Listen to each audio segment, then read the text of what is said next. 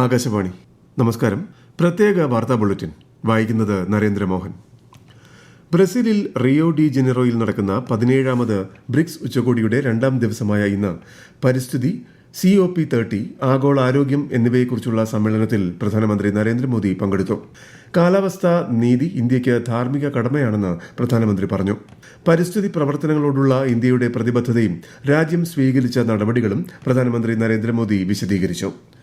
രാജ്യത്തെ നീതിന്യായ വ്യവസ്ഥയിൽ ജനങ്ങൾ അർപ്പിക്കുന്ന വിശ്വാസവും ആദരവും കാത്തുസൂക്ഷിക്കേണ്ടത് അനിവാര്യമെന്ന് ഉപരാഷ്ട്രപതി ജഗ്ദീപ് ധൻകർ.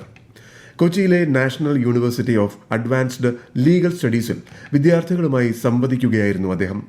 നീതിന്യായ സംവിധാനങ്ങളുടെ സ്വതന്ത്രമായ നിലനിൽപ്പ് കാലത്തിന്റെ ആവശ്യമാണെന്നും ഉപരാഷ്ട്രപതി പറഞ്ഞു.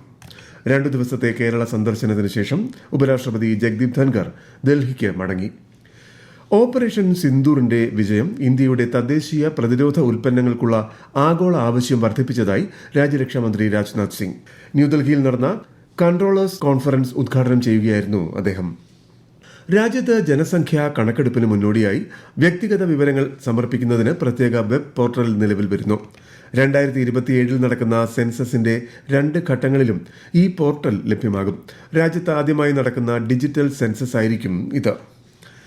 എല്ലാവർക്കും താങ്ങാനാവുന്ന ചിലവിൽ മികച്ച ആരോഗ്യ സംരക്ഷണം ലഭ്യമാക്കുക എന്ന ലക്ഷ്യത്തിലേക്ക് രാജ്യം അടുക്കുകയാണെന്ന് കേന്ദ്ര ആരോഗ്യമന്ത്രി JP നഡ്ഡ ഒരു ദേശീയ ദിനപത്രത്തിലെ ലേഖനത്തിലാണ് അദ്ദേഹം ഇക്കാര്യം വ്യക്തമാക്കിയത്. ആകാശവാണിയിലെ ആദ്യകാല കലാകാരിയും പ്രമുഖ ഗായികയും ചലച്ചിത്ര നടിയുമായിരുന്ന CS രാധാദേവി അന്തരിച്ചു. 94 വയസ്സായിരുന്നു. പത്തനംതിട്ട കോന്നി പയ്യനാമണ്ണിൽ ക്വാറി പ്രവർത്തിച്ചുകൊണ്ടിരിക്കെ മണ്ണ് മാന്തിയന്ത്രത്തിന് മുകളിലേക്ക് പാറയും മണ്ണും ഇടിഞ്ഞു വീണ് ഒരാൾ മരിച്ചു. ഒഡീഷ സ്വദേശികളായ 2 തൊഴിലാളികളാണ് അപകടത്തിൽപ്പെട്ടത്. മരിച്ചയാളുടെ മൃതദേഹം പുറത്തെടുത്തു. പത്തനംതിട്ടയിൽ ക്വാറി ഇടിഞ്ഞ് തൊഴിലാളി മരണപ്പെട്ട സംഭവത്തെക്കുറിച്ച് അന്വേഷിച്ച് റിപ്പോർട്ട് നൽകാൻ മന്ത്രി V Sivankutty additional labour commissioner K ശ്രീലാലിന് നിർദ്ദേശം നൽകി. മരിച്ച തൊഴിലാളിയുടെ കുടുംബത്തിന് എംപ്ലോയീസ് കോമ്പൻസേഷൻ ആക്ട് പ്രകാരം നഷ്ടപരിഹാരം നൽകും. മൃതദേഹം നാട്ടിലെത്തിക്കാനുള്ള നടപടികളും തൊഴിൽ വകുപ്പ് കൈക്കൊള്ളും. സംസ്ഥാനത്ത് നിപ വ്യാപനത്തിനെതിരെ പ്രതിരോധ പ്രവർത്തനങ്ങൾ ഊർജിതം. സമ്പർക്ക പട്ടികയിൽ 461 പേരാണുള്ളതെന്ന് മന്ത്രി വീണ ജോർജ് അറിയിച്ചു. ഇതിൽ മലപ്പുറം ജില്ലയിൽ 252 പേരും പാലക്കാട് ജില്ലയിൽ 209 പേരുമാണ് ഉൾപ്പെടുന്നത്. 27 പേർ ഹൈ റിസ്ക് പട്ടികയിലാണ് ഉള്ളത്. സസ്പെൻഷനെതിരെ ഹൈക്കോടതിയിൽ നൽകിയ ഹർജി കേരള സർവകലാശാല രജിസ്ട്രാർ KS അനിൽകുമാർ പിൻവലിച്ചു. തന്നെ ജോലിയിൽ തിരിച്ചെടുത്തെന്ന് രജിസ്ട്രാർ കോടതിയെ അറിയിച്ചു. അതേസമയം രജിസ്ട്രാറുടെ സസ്പെൻഷൻ സിൻഡിക്കേറ്റ് റദ്ദാക്കിയതിലും തിരികെ ചുമതലയേറ്റതിലും ഗവർണർ രാജേന്ദ്ര വിശ്വനാഥ് ആർലേക്കർ റിപ്പോർട്ട് തേടി.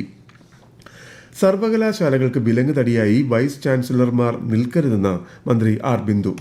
താൽക്കാലിക വൈസ് ചാൻസലർമാർ സ്വീകരിക്കുന്ന തീരുമാനങ്ങൾ സർവകലാശാലകളെ തകർക്കുന്നതാണെന്നും മന്ത്രി മാധ്യമങ്ങളോട് പറഞ്ഞു. പഠന നിലവാരം ഉയർത്താനും കുട്ടികളുടെ സമഗ്ര വികാസം ഉറപ്പാക്കാനും നിരവധി സുപ്രധാന തീരുമാനങ്ങൾ സംസ്ഥാന സർക്കാർ സ്വീകരിച്ചിട്ടുണ്ടെന്ന് മന്ത്രി V ശിവൻകുട്ടി. സംസ്ഥാനത്തെ പൊതുവിദ്യാഭ്യാസത്തിന്റെ നിലവാരം കൂടുതൽ ഉയർത്തുക എന്ന ലക്ഷ്യത്തോടെ 8ാം ക്ലാസ്സിലും തുടർന്ന് 5 മുതൽ 9 വരെയുള്ള ക്ലാസുകളിലും സബ്ജക്ട് മിനിമം നടപ്പിലാക്കിയിട്ടുണ്ടെന്നും മന്ത്രി വ്യക്തമാക്കി. കുടുംബശ്രീയുടെ ഉൽപ്പന്നങ്ങളുടെ നിർമ്മാണത്തിന് നൂതന സാങ്കേതിക വിദ്യ പ്രയോജനപ്പെടുത്തുന്ന K-TAP പദ്ധതിക്ക് കണ്ണൂരിൽ തുടക്കമായി. 189ഓളം നൂതന സാങ്കേതിക വിദ്യകൾ കർഷകർക്കും സംരംഭകർക്കും ലഭ്യമാക്കുന്ന പദ്ധതിയാണ് K-TAP. സംസ്ഥാനത്ത് ഒറ്റപ്പെട്ട ഇടങ്ങളിൽ മഴയ്ക്ക് സാധ്യതയെന്ന് കേന്ദ്ര കാലാവസ്ഥാ വകുപ്പ്. കണ്ണൂർ, കാസർഗോഡ് ജില്ലകളിൽ ഇന്നു മുതൽ ഈ മാസം 11 വരെ മഞ്ഞ ജാഗ്രത പ്രഖ്യാപിച്ചു. ശക്തമായ കാറ്റിനും സാധ്യതയുള്ളതിനാൽ പൊതുജനങ്ങൾക്ക് ജാഗ്രതാ നിർദ്ദേശം പുറപ്പെടുവിച്ചു. നാളത്തെ ബസ് സമരം ഒഴിവാക്കാൻ സ്വകാര്യ ബസ് ഉടമകളുമായി ഗതാഗത കമ്മീഷണർ നടത്തിയ ചർച്ച പരാജയപ്പെട്ടതോടെ നാളെ സംസ്ഥാന വ്യാപകമായി സൂചനാ പണിമുടക്ക് നടത്തുമെന്ന് സ്വകാര്യ ബസ് ഉടമകൾ അറിയിച്ചു. മന്ത്രി KB ഗണേഷ് കുമാർ ബസ് ഉടമകളുമായി വീണ്ടും ചർച്ച നടത്തും. ക്ഷേമ പദ്ധതികൾ സംബന്ധിച്ച വിവരം പ്രവാസി സംഘടനകൾ താഴെ തട്ടിലേക്ക് എത്തിക്കണമെന്ന് Norka roots resident vice chairman P Sreeramakrishnan പറഞ്ഞു.